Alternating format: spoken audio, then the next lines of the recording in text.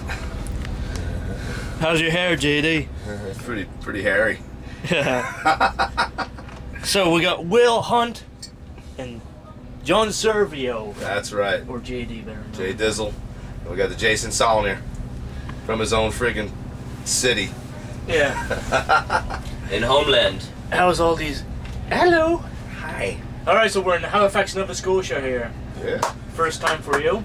Yeah, in Nova Scotia, yes it is. It's awesome. I can't you already remember. came. Yeah, I don't know. I think I was here, but I have to go back and look at the dates. It's cool here, though, man. We love Canada, dude. So you guys started wearing this Canadian tour? Well, we were out west in the beginning of the tour. We were out in like Vancouver and Edmonton and Calgary and Regina and Winnipeg, and they're all. Was awesome. it cold in Winnipeg? It wasn't bad. Where we, Okay. our trip wasn't too bad. It was pretty nice out all the times, and but man, our Canadian fans are just the greatest, dude. I've seen some pictures of the Black Label Society with Patrick Belmar from Winnipeg. Oh yeah, you know yeah, him? of course. Yeah. Patrick, you're mentioned. Yeah. You're here, man. You'll The like family, that. the whole family, the Crazy Madness family. You got it. Yeah, the Crazy Madness guys. Crazy Madness. Yeah. What's up, Crazy Madness That's it. guys? Yeah, they're good people, man. That's the most rock and roll family I've ever seen. That in my is life. the most. What do you think of that?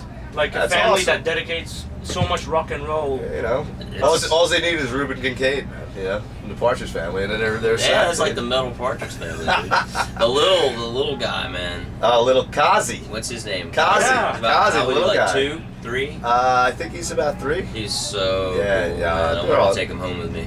They're good people. Awesome. All our fans are awesome, dude. He's We such a have cool exceptionally cool fans, dude. So And the we're Black very Label lucky. Society chapters are growing Man, and it's growing. grown. Dude, I got an email or a Facebook thing from the Italian chapter. They actually just got together in a club and were jamming a band, and they were all like, hanging out with their shit on and stuff, and just having a good time, man. You know what I mean? And they just sent me a Facebook from that a little bit ago. So man, it's insane. It's taken on a life of its own, which is what Zakk wanted. Yeah. He wanted this to be bigger than a band. He wanted it to be a brand. You know what I mean? And just our chapters and our fans are like family. It's like family. So when you guys see each other, it's like you see somebody with a Black Label thing on. They're cool. So you go hang out and whatever. Or if you have a Randy Rhoads shirt on, then you're really cool. You know what I'm saying? Right. So there you go. That makes you even kind of Cool. cooler. Exactly. I guess. That's almost my stage shirt every night. It's just Randy though, not with the old man though. Just Randall. Randall Rhoads. Just the yeah. great guitar Come player. on, man. Now That's you mentioned me in 2008 when I interviewed you. You had a wall, Yeah. Oh yeah. I took. a Randy Rhoads wall. Yeah. Did I take a picture in front of it? Did I send it to you? I didn't see it yet. Okay. It's on my MySpace, which Okay. I haven't used in forever, which I'm bummed about. And you said Yeah. that the same Scotch tape. Oh yeah, yeah. From the day From it's holding 1981 or 80, whatever. I put them pictures on the wall. Yeah, the tape is like brown. You know what I mean? Yeah, dude. I bought the house I grew up in. Okay. So, and my room, was the same, basically. I took a lot of posters down and stuff when I went to college so I could hang them up there, but my Rhoads wall pretty much is still intact, but man, that's, he was such a big inspiration on me, growing up, even as a bass player, although, Randy was just a guy, and, that's why me and Zakk got along so good. We both loved Randy, and all the same kind of music, so he's the man. And if it wasn't for him, we wouldn't be here. Which is pretty insane. That is true. I mean, there's a tree. Big circle here. We're a part of it, Really and it's is, man. insanity to me because everybody who knows me because they know how much I was such a Randy freak, man. More ways than one. I played with Dana Strum. Insane. Slaughter. That means Dana played with Randy and he all got the right at the Randy beginning. the gig, Yeah. and with Ozzy. So So it's you like, played with Dana Strum. Yeah, Slaughter. I seen that. It's another one. There's a lot for Will here. I That's- see there's a lot of stuff missing on Wikipedia and stuff about you. Yeah, I don't. I lose track of it, man. It's too much. Yeah. It's like Like you just told me your drummer Motley Crue in 2005 played some gigs. Now that's an incredible. 2006, Or whatever. 2006, and then in 2007. Yep. That's an incredible accomplishment by itself. Yeah, man. You can't dream. Wouldn't of that you stuff. say? Oh yeah, I mean, especially for Will, he loves Tommy Lee, and and all That's and Motley was my Crue, band so growing up, that's so. that's his dream come true. There you go, man. I tell people Pretty that awesome. I tell people sometimes I think it is awesome. It's an amazing opportunity, but like that to think that it's like God playing almost a cruel joke. Like I'm going to give you just a taste of this, just a taste. that you can't have anymore. It's like, Just I to don't know. see what it's really like. Yeah, or if it's the devil. When you're in a, you know. It's probably the devil playing that joke. Exactly. That was cool. It was amazing. Yeah. And now you're with the big family of Black Label Yeah, that's Society. right. The Yeah, society. How did you Completely come different. into this? Well, I was with Static X last year, and we were on Pedal to the Metal together. Yep. That's when I met JD. Yep. And But he had known Nick for a long time. I've known Nick. The first tour I did with Tommy Lee, we were on Ozfest together, and I met Nick. And then I knew about Nick because one of his friends from Pittsburgh is my daughter's godmother. Follow that. So yeah. It's So crazy. we were connected that way. So we talked back then, and then we just kept in touch. And Nick and Plus I you were guys friends. knew similar people, I'm sure. Yeah, we came kind of from the same cover band circuit. And I called him randomly to talk about something completely unrelated to Black Label or Static X. And he said, I guess you're calling because Craig quit. And I'm like, no, I didn't know that, you know. And he's just like, well, what are you doing? And that's kind of how it happened. Yeah. And now here's Wills. Here I Wow. am. It sounds great, man. The record came out good and everything, and the shows have been amazing. So it's How was good. the It's recording good. process of this new album? was great. Order Just- of the Black. Just Yeah. like our normal way we do it, you know. Like, you know, Zakk just, you know, comes up with some riffs, gets them together with the drummer, you know, get the drum tracks down, and then build the tune. But same thing. It was great, you know. Like I said, Will's a different drummer than Craig, so it turned out the way it did. So the song Right. structures change a little bit, would you say? The structures are similar, I would say. It's just the same, you know, Black Label, dude. It's the epitome of Black Label, this record, I think. Yeah, I think that for me and for him both, it's like there's a lot. I think the difference of this record from past records is just grooves. Like there's some different rhythms going on, some swing type rhythms that aren't really like in the older records. So I would think that's like the biggest The difference. Sonics is Sonics. definitely the biggest for That's me. another one too. Because It's huge. I mean, it's good. We recorded it at Zack's house. He built the studio at the house Okay. finally, the bunker, and so we have free reign. You know, so now it's gonna get dialed in. You know what I mean? Like it should. And it's killer, man. Like I said, technology allows us to keep getting better, and it should sound better. It should sound better than the Blessed Hell Ride record. You know what I mean? That was 5 years ago, whatever it was. You know, so it's cool, man. I mean, and everybody's psyched. You know, everybody's in a good headspace. You know, Zack's much better than he was. You know. Yeah, we still had the other day we had to cancel a couple shows because of the clots again. But man, it's great spirits. Everything's good, man. The shows have been great. The fans have been amazing, especially in Canada, dude. Yeah. The shows have been tremendous. Do you Canada's find that been playing insane. Canada compared to, let's say, overseas and the United States is different with every place? I Set kind of- list also? Set list change?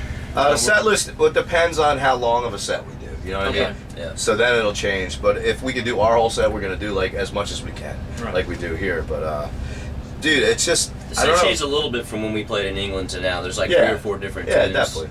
You know, we just switched them out. I think that's just based on feel. Like some of the Blessed Hell Ride came in, we just played it. It was like, oh, that felt great. So that's in the set now. Funeral Yeah. Bell. Yeah, is that's like an oldie but a one of goodie. my It's favorite great, man. tunes It's ever. awesome. I went to Zakk. I was just like, man, I showed him the video from YouTube of the crowd. Like, dude, we should be rocking that, you know. And we have been. It's been great. Yeah, we I brought love it back. playing that I mean, song. we did it forever. We left it out for like the last year or something, because we were doing it. It is an awesome song. It's a great live song. You know? Great live tune, yeah. And then, but it's hard because you have 8 records, and then you can only play for 70, 80 minutes because then but after that it's like, dude, I've had enough of us. Yeah. You know what I mean? I'm like, I don't want to hear you no more. I don't want to hear me no more. You know what I mean? So, Well, that comes with every band, yeah. basically. But you know what I mean? You just But- get sick of it, man. yeah, you but get sick so, of yourself. so it's hard to to do everything that everybody wants to hear because you only have a certain amount of time. You have too many records, man. And we're doing Yeah. like 4 songs with the new record, which is It's a lot for Yeah, a new for a record. new record, but and I it's like awesome. that thinking because it's Yeah. like, I think I read Zakk say somewhere that, what are you going to do? Do a whole new record and come out and play and then only do a song off of it? It's like, no, Right. I mean, if you made a good record, then there should be a reason to be putting 4 songs in, without a doubt. you know? And we want to put more Yeah. off the new record. Talking about it. Yeah, I mean, you but- guys got Parade of the Dead, Overlord, Yeah, Crazy yeah. Horse. Yeah, Yeah, and Godspeed Hellbound. I almost said Rammstein. I know, the working title. Yeah, you know, what I mean? But yeah, Godspeed. That's another fan That's a favorite. burner. Heavy metal crowd favorite. They Yeah. love that one. Yeah. I think that Show. the question you were asking was about playing here and playing in Europe, the States. And to me, it's like what I've noticed particularly over the last 2 or 3 years, is that rock and roll is very much alive in Canada and in Europe. And in the States, it's kind of still Teetering, man. It's teetering, man. People are still, it's underground now, which who knows where that'll go. But I like playing up here and playing in Europe because people up here really. Could it be too? The economy is just It's harder definitely, in definitely. United States. I think that has something to do with it for sure. But historically, like heavy music has always done well in in countries where the economy is kind of hard hit, and in America's history, rock and roll was always at its peak when the economy was bad. So I gotta think. I haven't seen it yet. Our economy's been pretty crappy for the last couple of years. Man, but maybe rock and roll is gonna make a resurgence. I don't know. Well, it's up to the kids, man. That's true. It really is. It's up to the kids. Yeah. And more, like like our fans. We have like 3 generations of fans. Like people my age have kids. And there's people older than me that like the band as well. So there's like 3 generations in there. And if the parents like are our age and they're turning their kids on to the good music, then hopefully it's going to come around, and people playing their instruments again like they did back in the 70s and when we were growing up or whatever. And I mean, it always takes bends and turns and stuff, but good musicianship usually comes around again, and I hope it does, man. Yeah. It could be coming back anytime soon too, because you're seeing it. You know what I'm seeing too? I'm seeing a lot of these kids are technical, man, and they're proficient, but they have no feeling and no soul because they missed a whole boat, like a whole blues. I mean, metal was really based off of blues riffs because Sabbath was like a blues band. Listen to Iommi's riffs; it's like it's like blues metal, and that whole part of it is being forgotten about, and it's more of the neoclassical thing, the European thing, where they got to come back to the blues, man. And have them both, and then you can, it's just nice to have all that, I don't know. That's my opinion. Also, you're doing seminars around. Yeah, I'm doing some clinics. I got another clinic on the 18th in Boston at Daddy's Music. They're real school. The real school of music. What? The real school of music. And it's in Boston, so I'm doing that. I did one in Edmonton. I got a couple more. I think I'm doing one in Orlando, I think.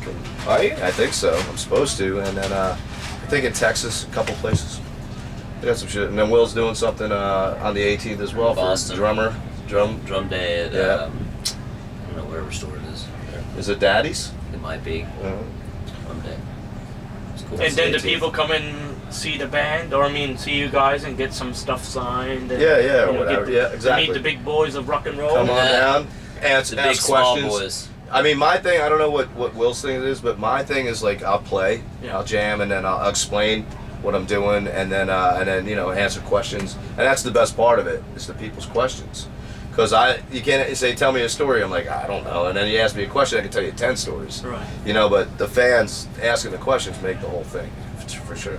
Sometimes you find some interesting questions out of the bunch. Oh, no, they're always interesting. There's always whatever, some stupid ones, but, you got to expect that, But they make me remember 10 different things that I forgot about. Right. You know what I'm saying? So in this way, it helps you. Without a doubt. It helps my musician. memory. Yeah, because I'm shot, son. I don't know. I've only done a couple, and basically what I've done is just tried to play. I play a couple of songs, and I'll get the Pro Tools files and pull the drums out and play to that over the PA. And then it's kind of like, a lot of people have questions about fills and how do you form parts. And mine's really more about the basics of being in a situation like when we recorded Order of the Black, and okay, so your guitar player comes in and he's got this riff, what do you play to it? Well, why do you do that? And explaining song structure, why parts build and how you do that kind of stuff. And then I also try to explain to people how I get sounds and this whole mystery world of triggers and all this other electronic stuff that you can use to really enhance your sound and make it useful in a lot of situations. And so I try to make it about that. It's kind of a nuts and bolts kind of thing. What do you think triggers compared to microphones? I think that, obviously... You need them both, man. Yeah, you need them both. Particularly live is where you really want it, because in a situation like we're in, where, the stage volume is just startling. It's really good to have a clean signal. So when a mic's on the drum, even though it's gated, it's going to open, it's going to pick up sound, and it's just not a clear signal. So use them both. And it's that's like what I do in the studio, you know what I mean? I do the same thing, do the live tracks, and then we fly in stuff with it, Yeah, just to give it like punch. that. Yep. You know what I mean? That's why this record sounds so good. They spent a lot of time putting. Yeah. So really, I got to mix And you it. were one of the producers. Yeah, I got Yeah, to you produce mix it it. and mix it. So that's why sonically it sounds the way it does. You got some really great samples on the kit. Yeah. Once you got the drum sounding good and you start stacking it on like that, then it's Zakk Wylde got Game you in over. the band just to make this album. Yeah, I know, right? And you got it. Exactly. been a long time coming. It man. has been a long time coming, son. A I've been here a dog- long time, Hey, suckers. a dog bite to the face later. Oh, and yeah, you're making right, a record. exactly, dude. Yeah, it's all good. But yeah, this record's it's slamming, dude. It came out great sonically, and good songwriting Do too. you find that the radio stations and all, that's just serious in that they're playing? Yeah, the they're playing it. songs Yep, and, yep. You yep. find the They're playing FM Parade of the Dead. stations doing that? In Jersey, I think a couple of them are. Okay. I'm not sure exactly, where all over the country they're playing it, but I assume they would be. I hope so. I know we're gonna put out another single with a video, so that's gonna help. Because we didn't even have any video for the first single. Which is interesting. Yeah, so hopefully they're gonna make this big push, about the new video and all that stuff. Yeah, for our people next still single. want to see them videos. I do. Certainly on Yeah, YouTube, shit. and I want to see them too. Yeah, for sure. Man. Yeah, I mean, because it's kind of like you want to, like I said, artists have a way of, like how they interpret, what do they really mean by this, and sometimes a video can give you some insight to it, or you get to see how they look, or I think the curiosity's still there Yeah. about it, I mean, I love the videos. It's just man. different. It's like I'd rather have a DVD if I could than just an audio. You know what I mean? So, Yeah, but have both. yeah, you know what I mean? I'd rather be able to see it. There's one band that goes opposite to that. You know the band Nazareth? Yeah. Well, I interviewed Dan McCaffrey, the lead vocalist, and he said to me, "Why do we make videos? There's no reason to it." He says, "When I was born, or whatever, when he was Right. playing in his prime, it was a vinyl. And Right, you don't, and that was and it. you just hear the music. Now the people are getting the visual Oh, I know. also, mixed in with it." When I was a kid, it was the same way. It was only records, man, and you have to look Yeah. at the record cover. Yeah. If you want to see your band, look at Which- look at the album cover. It's interesting because the album cover was big, so you Yeah. could really put some art on there. It's like you Yeah. had a big canvas to work with, and amazing. the You flaps. look and- into it. Yeah, Yeah. you could look into it's big, not like a little CD cover, Yeah, And I it's think that horrible. artwork's still alive for that, but it's a lot of shit gets lost in translation, Totally, man. man. And that's why I think video is key, because then you can really see it like that. You can look Yeah. into it. If I would have had videos when I was a kid, I would have just freaked out, man. Yeah. I'd be like, holy shit, I could see Randy. Yeah. You know what I mean? Think I couldn't about see that. that shit when we were kids, man. Think about Zach that. gave me a comment the last time I interviewed him, which was not long ago. He said, "Imagine being when you're a kid, and Tony Iommi's on Twitter, Right. Randy Rhoads on Twitter, Yeah, yeah, and you exactly. get to talk. Now you guys It's are insane. the people in the business. Yeah, the yeah. kids get to contact you guys. Yeah. It's um, like I said, if I was a kid and I could have spoke to Steve Harris from Iron Maiden, I would have freaked out. Yeah, I mean, I yeah. met him once. When I was 15, I went to a show and I was at the Palladium in New York, and their limo pulled up around the back, and I was like a block away. I never forget it. And I ran down there, and they all came out, stood behind the barricade, and signed autographs for a minute. But that was it. You know what I mean? That was the only time I was ever going to see him or ever get a chance to meet him or talk to him. It was just by chance, luck. Nowadays, shit, you want to talk to somebody, Yeah. who do you want to talk to? I can get in touch with pretty much anybody now. It's pretty easy. It's insane.